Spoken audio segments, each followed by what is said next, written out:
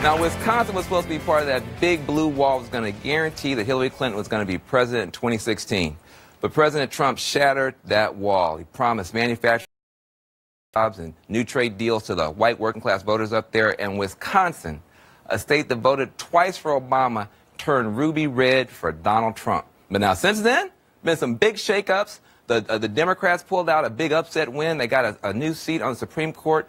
Wisconsin's Republican governor, Scott Walker, says there's going to be a big Democratic blue wave this fall.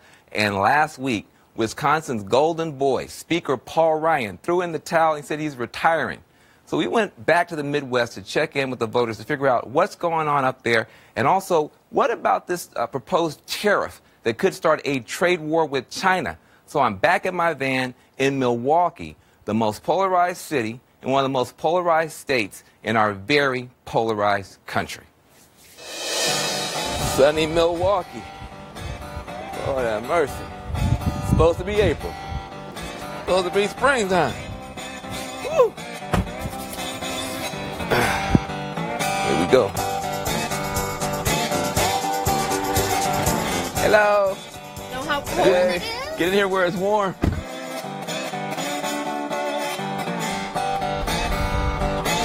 That snow.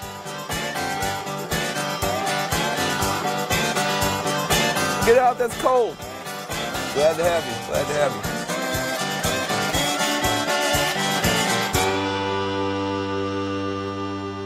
you. Wisconsin is a strange state in that it's got a little bit of everything that Donald Trump needs to make happy. You got farmers in Wisconsin who might be scared about the trade war with China. You got manufacturers. Some are closing, some are opening.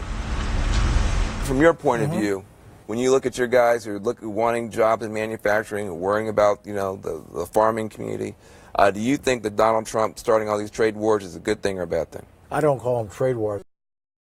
I think we've been getting jobbed by our trade agreements for a number of years, going back a long time. When I started working at A.L. Smith, we had 8,000 guys there in 1973.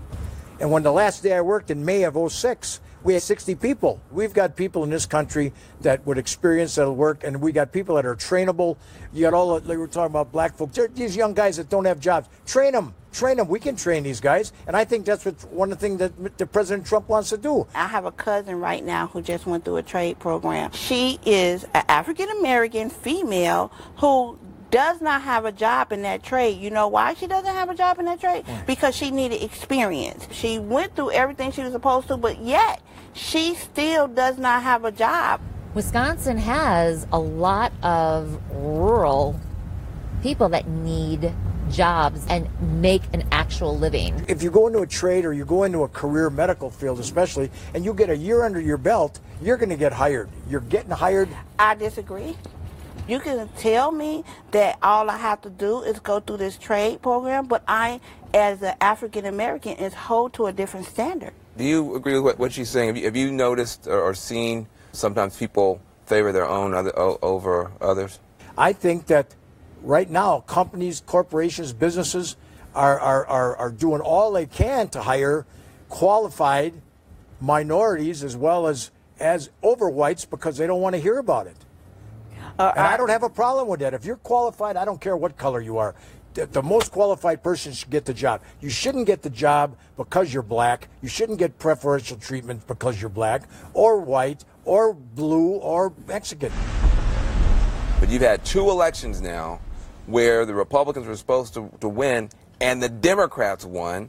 You got Scott Walker saying there's going to be a blue wave. You got Paul Ryan running for the hills. Is this whole thing about to fall apart? Is there a blue wave coming? Are people dissatisfied with Trump?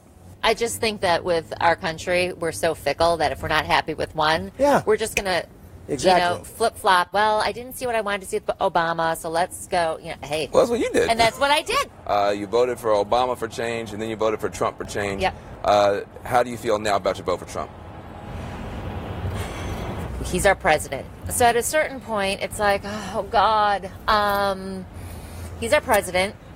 So how do we move forward with what we have? Okay. They're jumping on him for a lot of things now. They're calling him names. They call him a racist. They call him this. They call him that. It seemed like not a day goes by that someone's not accusing him of something or saying something very derogatory. I know that people don't want to call him a racist, but everything he says and everything that he does is racist. I don't know, I don't know, but if you walk like a duck, quack like a duck, it's a duck. And the reality of it is he says some flat out racist things, and he has not apologized, and he has not changed. And I think it's a matter of interpretation.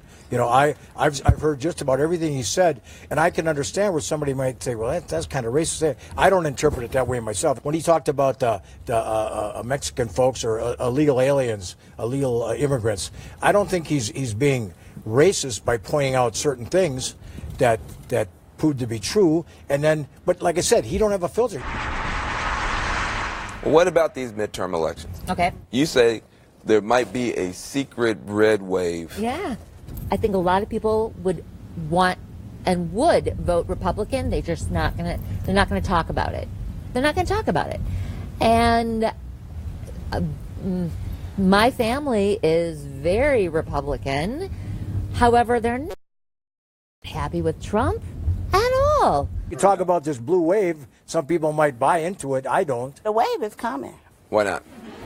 This is just me now. I wouldn't vote against Scott Walker because Donald Trump's president. I just wouldn't do it.